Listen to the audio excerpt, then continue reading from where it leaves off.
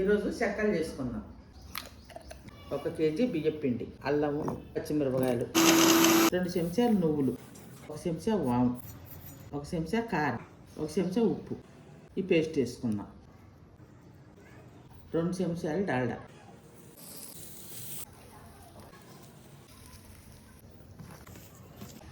2 గంటల సేపు నానబెట్టుకున్న పెసరపప్పు.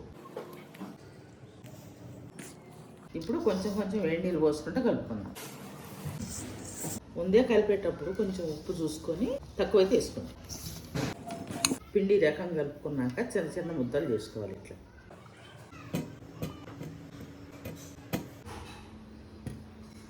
ఈ రకంగా చేసుకోవాలి. ఇప్పుడు ఈ డ్రీ ఫ్రై చేసుకుందాం. ఎంతో రుచికరమైన చెక్కలు రెడీ అయింది.